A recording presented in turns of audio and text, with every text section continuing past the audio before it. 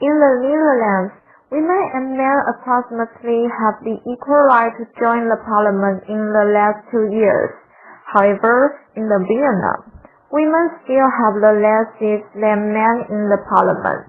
There are more and more women in Taiwan being a member of the parliament, which means the women have more chance to take part in the activity of politics than used to be. However, the number of the women less than 50% of all the people in the parliament, which represents a subtle gender gap. In Netherlands, Vietnam, and Taiwan, free charts all show that the number of women who are executives, senior officials, and managers in workplace isn't increasing year by year. It presents that women's social positions have been raised slowly. Furthermore, women have less chance to work in the economic activity.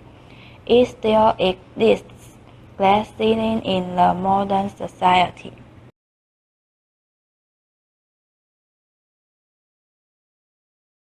It obviously shows that men and women have equal rights to get into the school in Netherlands, Vietnam, and Taiwan.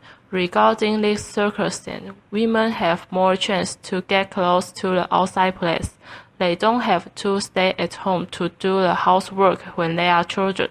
To have the opportunity to get the education means they can turn their backs on such a historical value.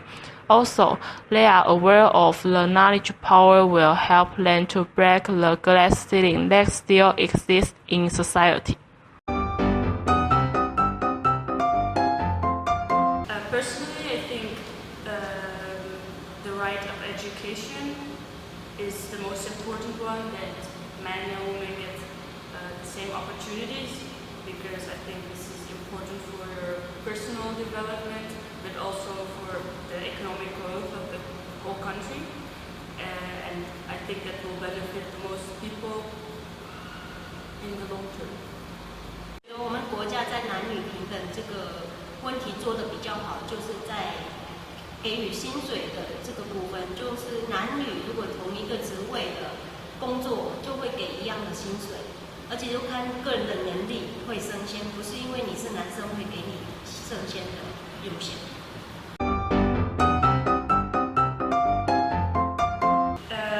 I think so. Right now, on in most perspectives, I think that they have equal rights, except for maybe the workplace. This is sometimes a little bit touchy because usually women get paid maybe 10% less than men, but we are not allowed to do that. So this is something that can be improved, and this is something that we've been working on for maybe 10, 20 years now. 在越南男女平权的还要改善的地方，就是在假如说我们女生呢，一样是一天工作8个小时，男生也是8个小时，我们下班以后还要回家做饭、接孩子、带孩子，做所有家里的家务事，但是男生就不用，他们就比较他们会认为男生就是不用做家务事，然后下班可以一起喝酒啊、去玩啊，可以到半夜回来，然后他们觉得这是应该的。还有一个更严重的问题是在乡下一点的地方，他们男生是如果家里聚会的都是男生，不用做很多事，可以先吃饭，坐着喝茶这种。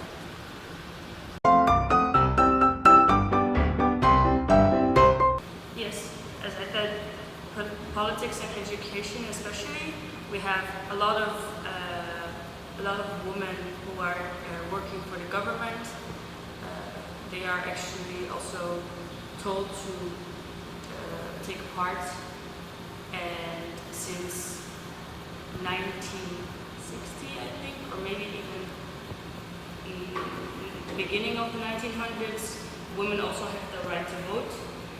And the only thing that can be improved for me would be the conditions at the workplace.